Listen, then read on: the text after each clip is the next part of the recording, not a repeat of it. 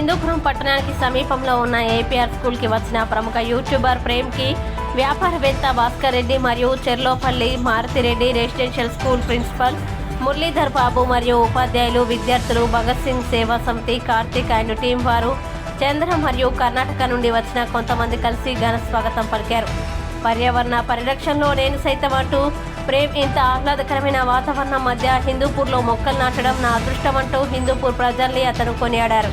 ఆ తర్వాత ప్రేమ్ చంద్ విద్యార్థుల్ని ఉద్దేశించి మాట్లాడుతూ ప్రస్తుతం దేశం ఎదుర్కొంటున్న సమస్యల్ని వివరించి వాటిని ఎదుర్కోవడానికి భావి భారత పౌరులుగా తమ కర్తవ్యం, బాధ్యతల్ని గుర్తించి దేశ రక్షణలో భాగస్వామ్యం కావాలని పిలుపునిచ్చారు. ప్రతి ఒక్కరిలో నాయకత్వ లక్షణాల్ని పెంపొందించుకోవాలని ఆశించారు. సరైన ఆరోగ్యంపై అవగాహన సదస్సును త్వరలో మరొకసారి హిందూపురానికి వచ్చి నిర్వహిస్తానని తెలియజేశారు. హిందూపురం విచ్చేసినందుకు ప్రేమ్కి నిర్వాహకులు పర్యావరణవేత్త భాస్కర్ రెడ్డి మాట్లాడుతుంది అనేది నా మెయిన్ కాన్సెప్ట్. ఎప్పుడు కూడా మేరా భారత్ మహాన్ అనేది నా థీమ్గా ఉంటుంది. మన దేశాన్ని తగ్గించిన, ఎవరు చెడుగా మాట్లాడినా, శత్రుత్వం పెంచుకున్నా ముందు వాళ్ళు మనకి శత్రువులు అయిపోతారు.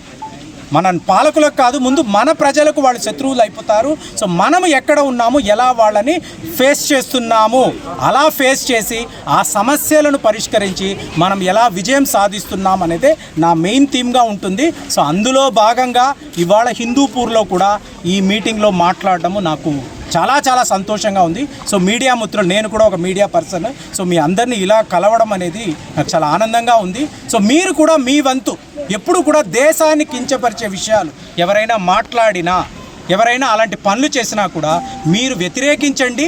అలాంటిది ఏమీ లేదు, మనము ఎదుగుతున్నాము, మన దేశము ఎప్పుడు కూడా గొప్ప దేశమే అని చెప్పి మీ వంతు, మీడియా వంతు కూడా మీరు అలాంటి మంచి మంచి ఆర్టికల్స్, అలాంటి మంచి మంచి ప్రోగ్రామ్స్ చేస్తే ఖచ్చితంగా మన దేశానికి ఉపయోగంగా ఉంటుంది. సో ఇదే నేను మిమ్మల్ని కోరుకుంటున్నాను. సో ఇది ఖచ్చితంగా మీరు చేస్తారు. ఎందుకంటే హిందూపూర్ యొక్క వ్యవహారం నాకు అర్థమైపోయింది.